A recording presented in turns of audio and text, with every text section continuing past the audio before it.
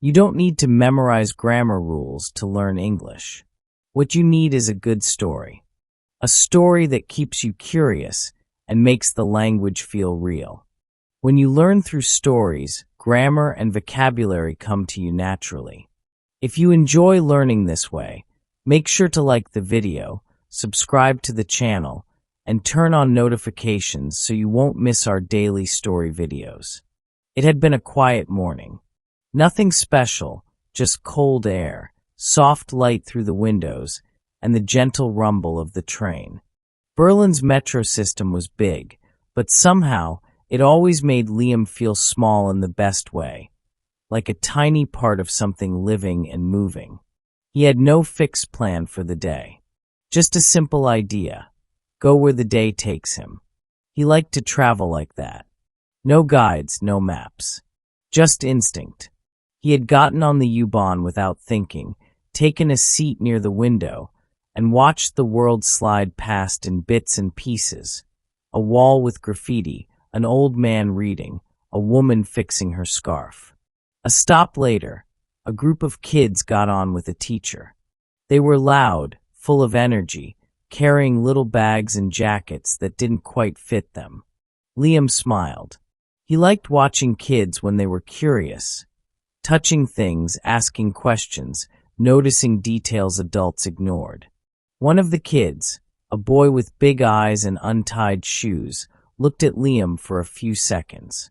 Then, without saying anything, he reached into his small backpack, pulled out a folded piece of paper, and walked over. He handed Liam the paper with a proud, confident look. Liam was surprised but smiled back, took the paper, and nodded as the boy returned to his seat. The teacher didn't seem to notice. The drawing was simple. A child's drawing, with uneven lines and bright colors. But it was full of feeling. A small boy holding a red flower. A girl with long yellow hair smiling at him. They were standing in front of a giant train. Above them, in shaky handwriting, it said, "Go together." Liam stared at the paper for a long time. There was something warm about it. Something that made him stop thinking. He didn't know who the kids were or why this boy had chosen him. Maybe it didn't matter. But at the next stop, when the kids got off, Liam stayed in his seat, still holding the picture. He looked at the train map above the door. Dozens of stops. Different lines. He could go anywhere. He chose a direction. Not the one he had planned. A different line. One that went away from the center. He got off 2 stations later and switched lines. Now he was heading somewhere new. He didn't know what he was looking for, but the picture was in his coat pocket, folded carefully.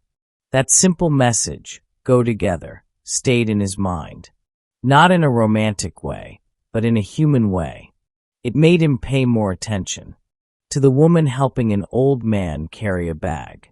To the couple holding hands quietly. To the man laughing alone at something on his phone. The city felt more connected now. At one of the stations, a girl got on and sat across from him. She had a sketchbook in her lap and black ink on her fingers.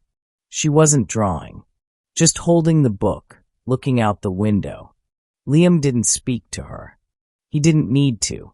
But when he looked at her and then at the folded drawing in his pocket, he felt like this part of his day was exactly where he was supposed to be.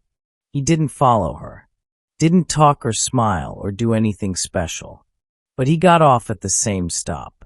And that choice, simple, quiet, unnoticed, became the moment his day changed. The area around the station was unfamiliar. Streets he hadn't walked, cafes he hadn't seen, a canal with still water and bikes leaning against trees. He wandered, slowly, letting the streets invite him. Eventually, he found a small art gallery with an open door and soft music playing. Inside were paintings by local artists. Bright, strange, beautiful. One wall was full of childlike drawings, done by adults in the style of kids.